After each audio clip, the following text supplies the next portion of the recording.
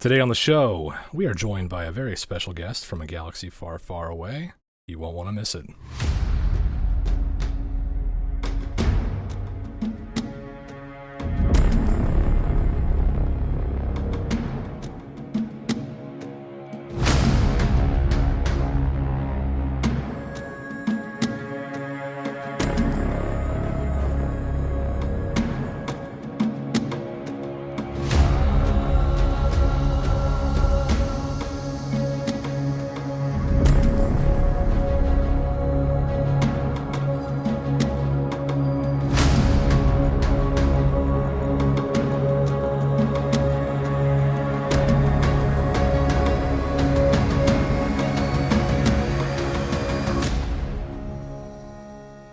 Welcome to Lore Party, the podcast that explores the stories, characters, and universes of our favorite video games and fictional settings of all types. My name is Connor. And I'm Kevin. And Kevin, we have a treat today. We have a very special guest in the booth with us in the cut. We're very excited to welcome actor, entertainer, thespian, Rye Chase. Rye, welcome to the show. How's it going? It's going well. Thank you for having me. Absolutely, our pleasure. I'll just give a little bit of context and some background how this happened. Kevin and I and our other producer Jaden, who unfortunately couldn't join us for this episode, the three of us we were fortunate enough to have press screeners for the recently released Star Wars series Tales of the Empire on Disney+. So we got a chance to see that show ahead of time, which was really exciting. We were kind of doing like a little sneak peek, coverage of it. We broke down the episodes, did our takeaways and all that. And while we were watching the kind of back half of that series, there's the story of Barriss Offee, who becomes an Inquisitor and all that stuff. Spoiler alert for anyone who hasn't watched Tales of the Empire yet. Wait, that's what happened? Didn't read the script that much, did you? I only got so much. No, I got to see it. But so, yeah, there's an episode where Barriss faces off against a rogue Jedi played by you. And I just kind of checked the credits, and I was like, hey, who played that Jedi? It was looking at this little part, came out of nowhere, and it came across you, we became mutuals. I found you on Twitter. We became mutuals. I still don't call it X. No one calls it X. And we got to talking, and I don't know. I just thought it'd be really cool to get to know you, get to know how you kind of entered the Star Wars, how you became a part of that family, I guess, and just really just pick your brain as a fellow actor, I guess. So that's how this all came about. It makes sense. So I'm tracking. First of all, give us a little bit of your origin story, if you don't mind. How did you sort of first get into acting, and where'd you get the bug for that? The most unorthodox origin story. I was a film major, graduated with a production film degree at LA Film School, and right after I got that degree, I just went into their computer animation program. Nice. It was after I finished the first part of it, because that was an associate's at the time, and then it had a bachelor completer in special effects. It was when I was doing that shift to the other one that I had an internship at a 2D animation studio. I believe it's called Dream East. Wow. They were working on the show Vault the Wonder Deer.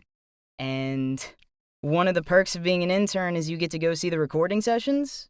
But one of the requirements of being an intern is, since everyone's working, you have to be in the table reads. Oh, yeah. And read the characters. Okay. I didn't know that you didn't have to be as excited as I was. But, that was my first day. I did a table read. The next week, I got to go to a session, and I believe she was the line producer, or one of the line producers. Wow. But after the session, she pulled me aside and said, hey, you should try voiceover. So, context of what was going on in that session, people were like a live one-take recording talking to themselves as different characters, no messing up whatsoever. Wow. Plus Matt Mercer and I think Eden Regal were members of the cast. Wow. And it's like, Oh, yeah. you have unrealistic expectations of me, this being the only thing I've ever seen involving voiceover. Yeah, really. But, Talk about a high bar from the Surrounded get-go. by the gods over there. Geez. Yeah, really. Yeah. A couple months later, I got into, I found a VO coach. A couple weeks into that, he had me go to one of his what are words and how to use them. You're gonna hear that often. That is a Rye staple. I went to one of his showcases, and there was an agent there, and she kidnapped me the next day. Nice. I'm like, that's cool. This is cool. I cried. I was in class, and then I left class and cried.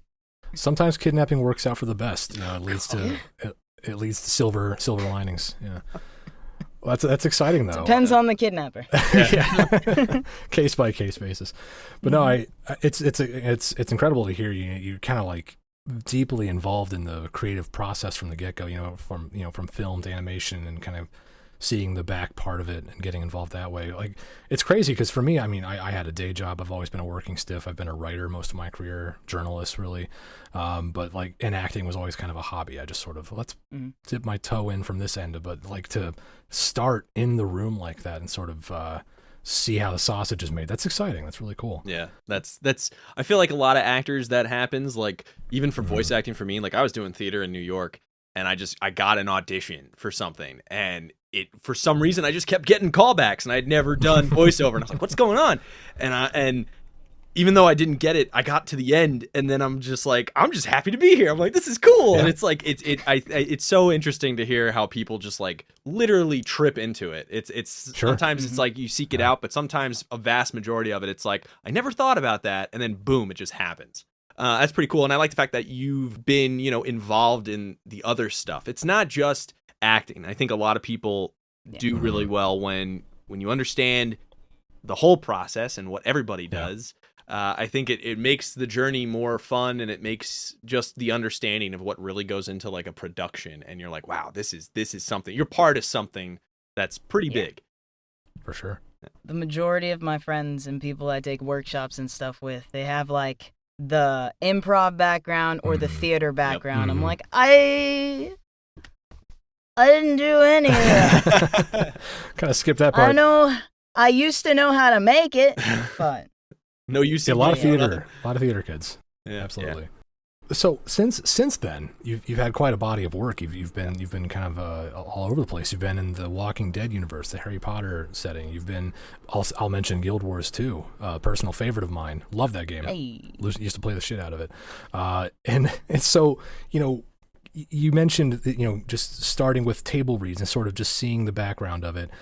What did it feel like to sort of start to get those opportunities, and what are some of your earlier breaks that you're most excited about or look back on the most proudly? There were two questions. I only remember the second. I need to quit. No, you're good. Double loading it. As far as the second one, because that was the most recent said. Of course. I always freak out and like take that time to think back on the first job I ever got. When I had started doing voiceover auditions and stuff, I have a unique voice with a unique range. Yeah. Mm-hmm. And there was a lot of interest with casting on the other side from major production companies. Mm-hmm.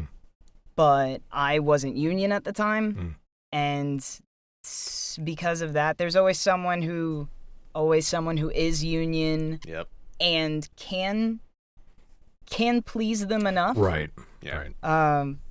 Right. So that, and I was still new, but there were a couple of things that I had gotten callbacks and requested for. I think my first callback, I started in November 2017. Mm-hmm.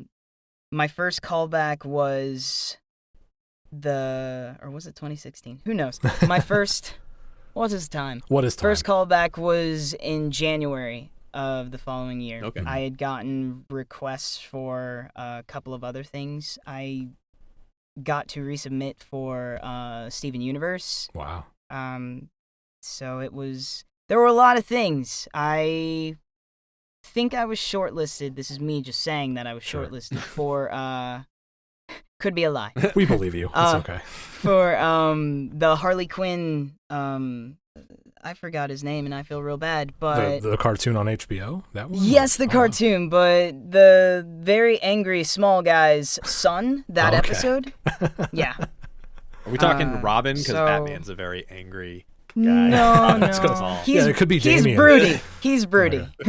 Gotcha. Psycho? I think Dr. Psycho? Question mark? That sounds right. Don't- Yeah, I wish I don't wish I quote. knew. I had Nobody watched the show. quotes. I could Google, but I'm like, no, focus. There were other things to answer. So that was, all of those are really cool. I think there was an interest, I'm going to feel horrible if none of this is true, for being some of the various voices in Into the Spider-Verse as well.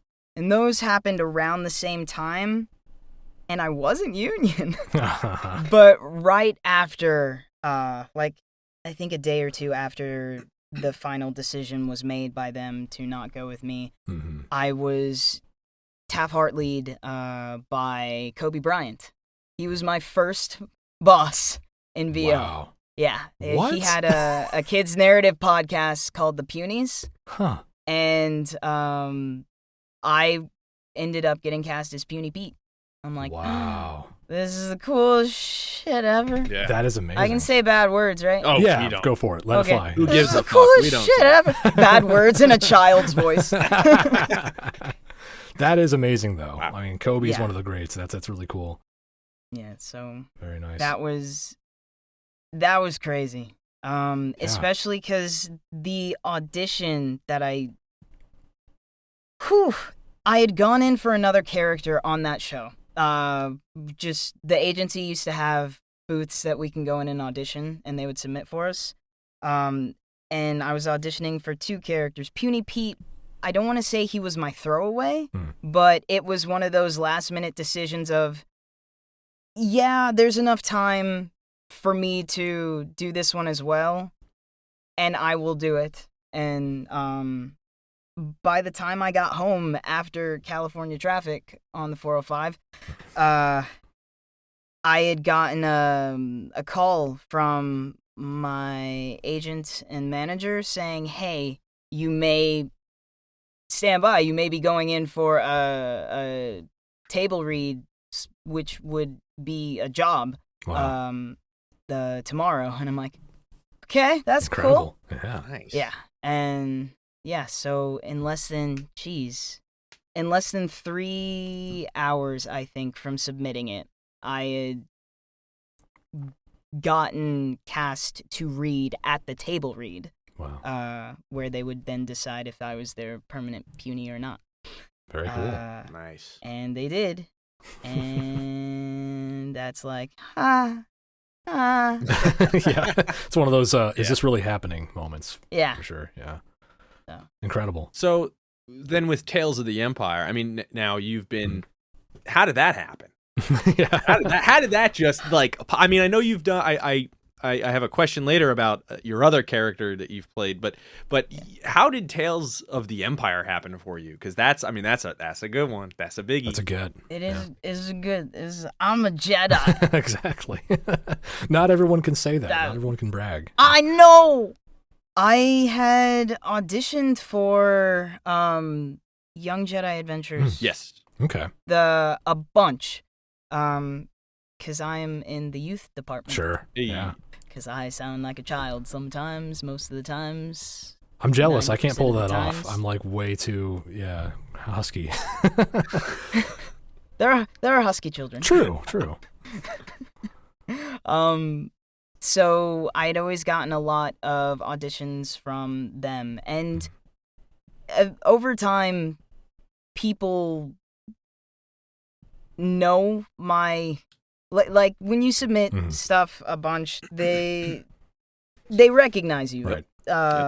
They recognize the skill that you're bringing, and whether I'm the right voice for the right role. It's always one of those like interested, but not this one. Right. So that happens to a lot. That's been a big pattern. And I'm like, that's cool. They're interested. I call them the fan club. But I was put in that interested category, and eventually I had gotten the role of Metz in Young Jedi, and I had taken a few workshops that also had Lucasfilm Casting as instructors, but they knew me by then. And the Tales of the Empire email came in. It's like, hey, was Rye interested in this role? I'm like, yes, I am. Hell yeah. Hell yeah. Yes, I am. Didn't even know what it was. Oh, so they didn't say, hey. They are big on the code, names and words and things. On So old I'm like, NDAs. yeah, I found out that I was a Jedi when I officially booked the role and was given the script to prepare for the recording. Wow, nice. I'm like, oh, they're lightsabers. I'm a Jedi. Very cool. It is how that goes, though. It's incredible how, even if, like you said, we like what you have, but you're not right for this part. But it's not. You're not being told no. You're just being told not yet, or you're not getting the yes. And it's so important to keep in mind that as long as you're getting in front of the right people, that you're getting in front of the creatives, the people who make those decisions, and you make them aware of you. Like, you never know what can happen down the road. So that's incredible. And I was curious, like, was it a sort of surprise you're playing a Jedi today sort of situation? So you didn't get a lot of prep time on that, sounds like? I can't remember. It was it last year? Was COVID still a big thing last year? COVID lives inside all of us at this point. It's kind of permanent now, yeah. I'm just like, okay. But so I was curious, like, coming into, I guess, going back to when you first got into Young Jedi Adventures and then, carrying that on into Tales of the Empire, what was it like to inhabit the Star Wars world as an actor? And were you a fan prior to that experience? Like, was it kind of new for you, or was were you coming into it with a certain appreciation for the setting, I guess? I am familiar with Star Wars. I was a fan. I cannot recite the lore. Of course, that's fine. I'm not that level of fan, but yeah, I'm glad. But I'm very much hey, Star Wars. I enjoy this. Sure. So I came in with that at least, and whenever I get a role, I'll research more into the world because that's responsible and important. Right. Of course. But I don't remember the other parts that you wanted answered. That's okay. I guess what I was getting at is, like, if I for my sake, like, if I got a role like this, I would be coming into it with so much fanboy energy, I guess. Like, I grew up on these movies. I'm in love with this setting. So, like, again, as a professional, though, you still have to temper down to, like, okay, what is actually expected of me in this role? I'm not going to ham it up too much. I have to play my part and not overdo it. But, like, it is kind of a fulfillment of a bit of a childhood fantasy. Like, if I grew up pretending to swing a lightsaber around, and then one day I get to, as an adult, pretend to be one for real and get paid for it, it's kind of like that's a whole other dynamic to just getting the job, I guess. But no, either way, it's still an incredible opportunity. I've had some fanboy jobs. So yeah. I mean, as far as auditioning for them. It's, you can't let that get in the way. Yeah, right. But once you're there, I'm overall really dorky. So welcome to the club. Don't let the tattoos and piercings and blue hair fool you. Of course. Like, I am much more awkward than I look. But I'm always go in excited to be there. The people who have worked on those major franchises that I am a super fan of, like, one, they know. Two, we're all just happy to be there. Yep, there it is. So yeah, I can do a little jig between takes. Absolutely. And yeah, you can depending on how you show your appreciation, showing your appreciation, there's nothing wrong with it. Yeah. The people who are there recording with you and working with you, they put in a lot of time, effort, and just heart and soul into what you're voicing. Yeah. I always say, like, hey, this is our child, so adjust me if you need me to. Right. But I'm not going to be the one who drops. I don't want to say the baby. I'm not going to be the one who drops the very fragile object right. that's meant to go out into the world. So. It is that discipline, that line between I'm showing up to play, but I'm also a professional. Like I'm here to play, but I will take direction. I'm an adult and all that. So yeah, that's acting. It's just being playful. But I have two technical questions, then acting questions. I'm sure for those who know the term walla.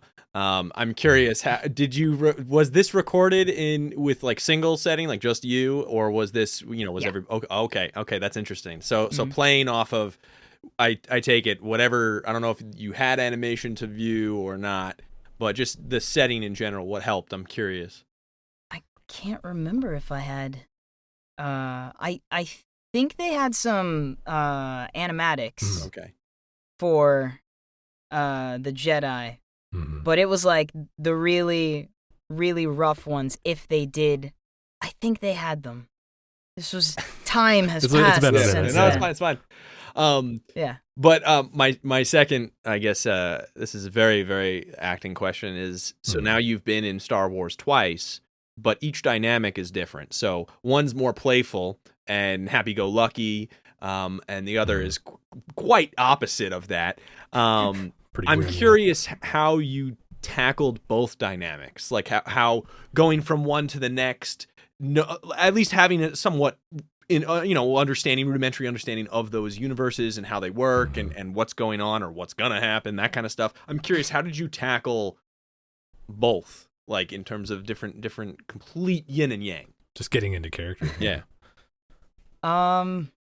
Ooh. It's a big one. Ooh. Kevin with the brain teasers over here. Kevin, how dare you? Each project is its own flavor of something. Yeah. So even if it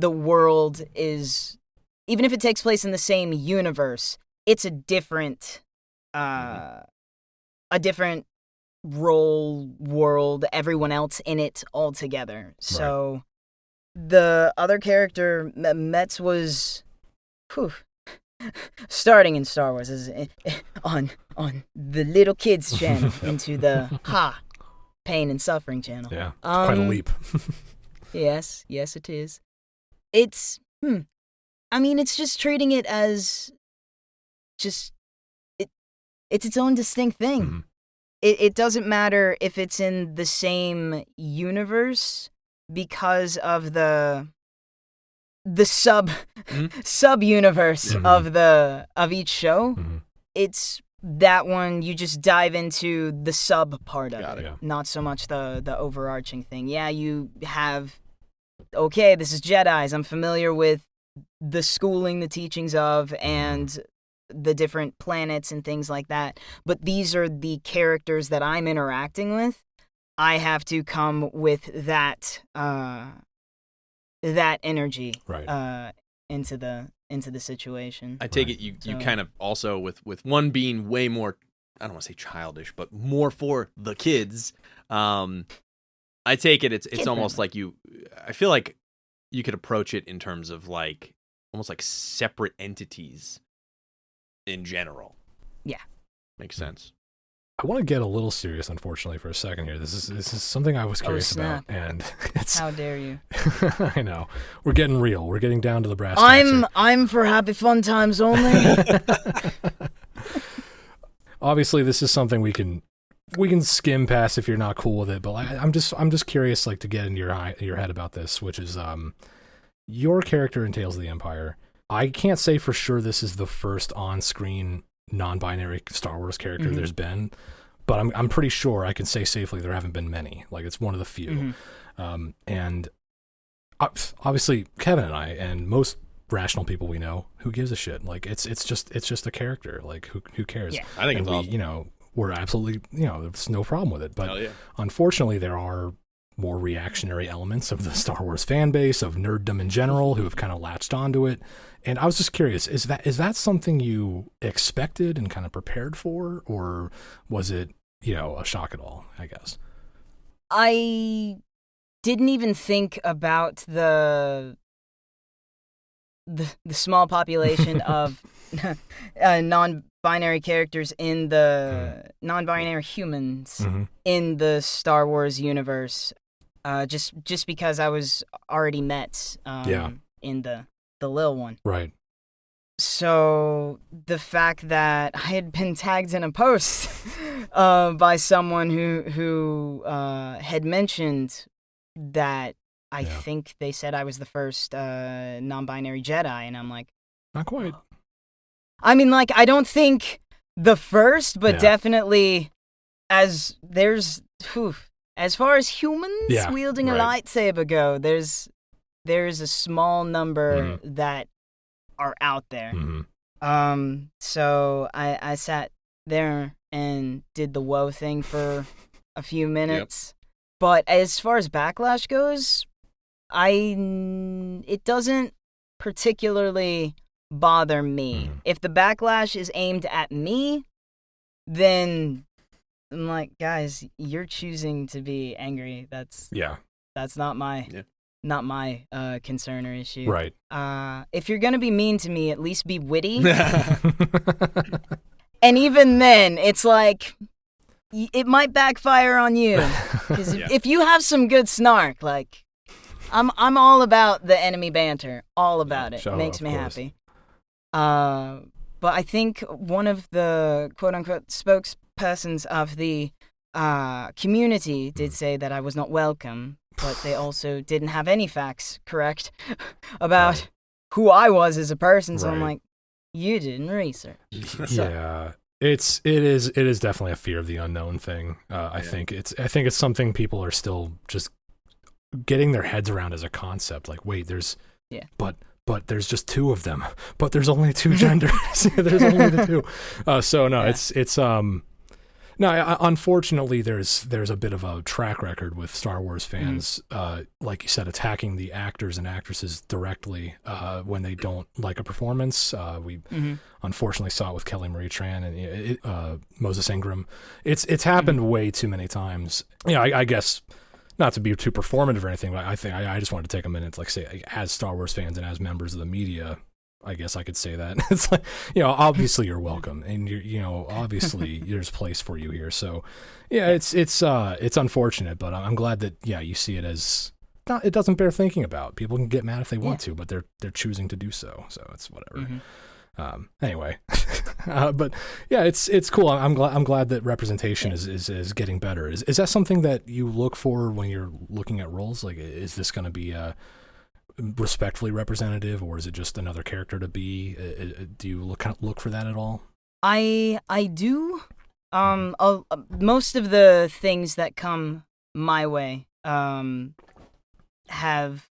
they've always been, unless it's like super aimed at being campy comedy, they've always been, from what I can tell. I am not a spokesperson for the community, but they've always seemed respectful, in the very least, at the sides that come across. It's mainly the naysayers are the only ones who bring up an argument that's the only argument is, why though? I'm like, why do you get why not represented? Right. Well, then, so I would say another question that actually leads us to a really good question here that we have, with doing animation and doing interactive storytelling and having a background in understanding how animation works and how just overall film production works. How do you feel about the current state? I know, Connor, you were talking about this earlier with me before. Like, how do you feel about the current state of animation, VR? Connor, I know you just did a VR. I did a VR game recently. You just recorded for a VR thing. I'm curious, how do you feel it's moving along? Do you think it's, is this a good time or is this a bad time? Like, how optimistic are you feeling about this? The state of storytelling, basically, at large.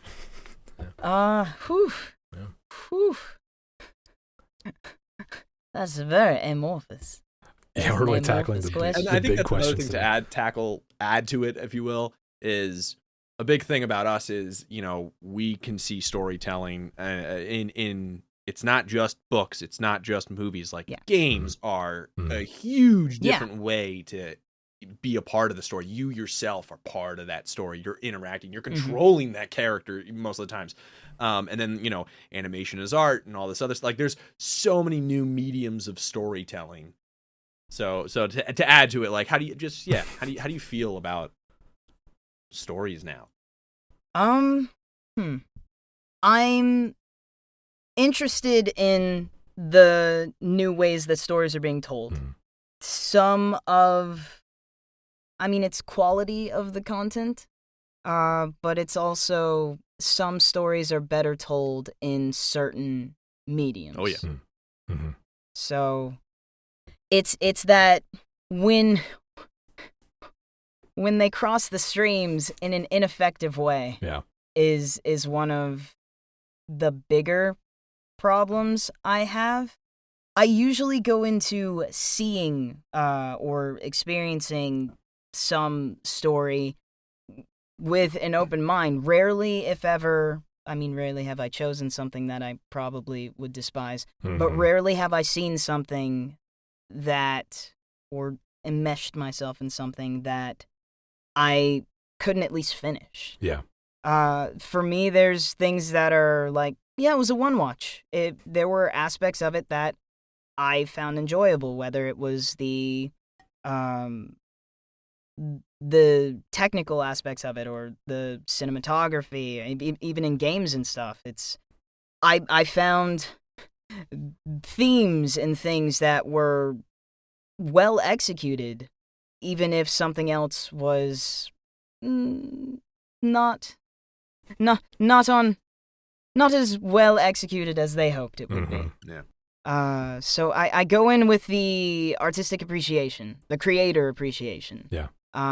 Whether I will watch or experience something again, it's that. But I don't generally bash things because I don't have to. Yeah. Yeah. It's one of those things where if I don't enjoy something, absolutely nothing has me beholden to sit through it. Right. Yeah. That is what's nice right now. Like we have so many options available. There's almost I've been saying for years there's literally too much TV. There are literally too many movies. Like I can't watch them all. So it's kind of like, yeah, if you don't like something, it's very easy to move on to something you do like because there's a lot of options out there. And you know, when you're able to appreciate the material as the actor, but also as like someone who would consume the media later, that helps, you know, connect to the project. For example, I'm still a hobbyist actor. It's not my living at all. So I still occasionally take unpaid work if it's interesting enough to me. Like, like I don't need money for this if it's fun to do and like I'd get a cool story out of it. And I'd be able to look back on it later and say, hey, it was really cool that I was a part of that thing. But yeah, it's like, just like as a consumer, I can move on if I don't connect with it. And there's no harm, no foul. So that's something I've noticed with like a lot of newer voice acting in general. So like with like anime and video games, for a lot of people don't know, anime does not pay a lot of money. It does not. And the thing is, for those who want to do anime, a lot of us love anime, and that's why we want to do anime. That's part of it. Same with some video games. Some video games really do not pay a lot. I mean, some of them pay decent amount. A lot of them are indie games that have phenomenal voice acting, and you can get paid a decent amount of money. But you know, like for instance, for those who know who Leo is on this show, Leo has been in plenty of video games. But it's not like he's, you know, rolling in the dough at the moment. He's not buying mansions. One game. Yeah. You know, like, it's steady work. It's getting that work. It's getting stuff that you enjoy too. And a lot of the times, you know, if you want to make a little bit of, I don't want to say sacrifice, because honestly, like it's not necessarily a sacrifice if you're really enjoying it. Right. Sometimes, you know, you're going to get some stuff that you're like, nah, I want to do it just for fun. I mean, if you want to actually think about a fun little story, I gotta look it up. Here we go. Yeah, let's hear it. Let's leave the seriousness. Well, yeah. Fun stories only. For those who are Dragon Ball fans, the voice of Zamasu did it for free, right? I forgot the hell his name is. Well, one, there's a reason why. It was James Marsters. He did it for free. He's union, anime's non-union. He was like, I want to do it, and he did it for free. Partly to make up for evolution, but still he did it because he was a fan of Dragon Ball. So it's like there is that fun part to get to do things that you just want to do it just for fun. Yeah. In that vein, you know, I wanted to throw back in your court rides, looking at the future, you know, are there any dream roles or dream projects or things like that? If you could wave a magic wand and immediately be an actor in one of the, in something you have in mind, what would it be? You know, any aspirations you'd like to share, I guess? If we're going voiceover, I've been lucky enough to work on one of my favorite IPs, which is The Witcher. Oh, hell yeah. Nice. So, and that one was one of those. It wasn't even I mean, I would have done it for free. I couldn't have, but I would have. I figured out what it was before, like it was code. It was coded. Nothing was listed. I'm like, I know what this terminology Context clues. means. Oh yeah, and I was almost cast, or I believe they had a very strong interest in casting me for a different role in this is the Nightmare of the Wolf. I should probably clarify which Witcher thing we're talking about. I was going to say, can you give us details, or are you still under Yes, NDA? I mean, it's already out. It's already out. Okay. They were going to cast me for, or from what I was gathering, they were interested in casting me for one of the, what are words and how to use them? Hey, I've only said that twice. We're doing okay. Yeah, one of the trainees, I guess. I feel bad because I can't even remember what the more Witcher lore, but one of the kids who were going through the Trial of Grasses. Sure. Yeah. From what I assume, based off of what I had submitted. But it was because I was such a big fan, and it was right on the cusp of beginning to really crack down on authentic representation. I had auditioned for the role that had said the kid was Asian. And they apparently it was a good enough accent that they're like, "Are you Asian at all?" I'm like, "No, don't think so. Don't think so. Really don't." But they had asked me to resubmit or to submit for some characters that they hadn't or just the triplets, the three girls who, spoiler alert, die in the in the first scene. They had asked for a just to see if I could do little British girls, and I'm like, yeah, Asian boy to little British girls, yeah, sure. In my sleep, you said. Not a leap at all. So I did it, and I was cast. But when I figured out what it was, the exact quote, the first thing I said is, I don't care if I have one line and a death scream. I want to be in this movie. So one line and a death scream. And I'm like, fulfilled. Fulfilled. You spoke it into being. You really manifested and it. I was so happy. So that is, I going into VO, I had 3. I wanted to be a part of the Critical Role franchise. I wanted to be in The Witcher, and I wanted to be in Borderlands stuff. Nice. So far, no with Critical Role. Yay, The Witcher. And Borderlands, I had started when they were finishing up, or when 3 was released. So, and I'm not in the movie, so so far nothing. Hey, fingers crossed for you. There's still content. Oh yeah, coming. oh yeah. They're gonna keep making those, especially with the show coming out. Exactly. Fallout. I mean, come on. Yeah. That was absolutely. But now there's also the final, the rounding it out is unfortunately Baldur's Gate 3 has gripped me by the soul. I know that there's maybe not going to be another one, but that vein of game or any type of whatever, that vein. I want to be in that circulatory system. Yeah. Oh yeah, for sure. I think you can. I think you speak for a lot of us when you say that. Yeah, maybe not Larian. Larian might not be the one making it, but there'll be a Baldur's Gate 4 eventually. I'd put money on it. Hopefully, I will live long enough for it to happen. And Arcane, jeez, Arcane. Talk about someone who can appreciate a show from a storyteller aspect and a creator aspect. Absolutely. Yeah. Arcane was an amazing show for sure. I lost my mind. But those are the tops that I would love to be a part of. I'm already a part of Star Wars. It's only up from here. Hopefully, space is the limit. Exactly, the stars are the limit. Yes. But no, those are great goals. Absolutely. Kev, do you have any final questions? Anything else you want to touch on? Anything else amorphous? I'll lay off of the crazy questions. So is blue your favorite color then? I take it. I mean, I think so. You have blue panels too behind tealish you. blue. Yeah. I discovered that. I mean, every time I search for the color in different companies, different names, but one, it was originally mermaid blue. I'm like, I'll take it.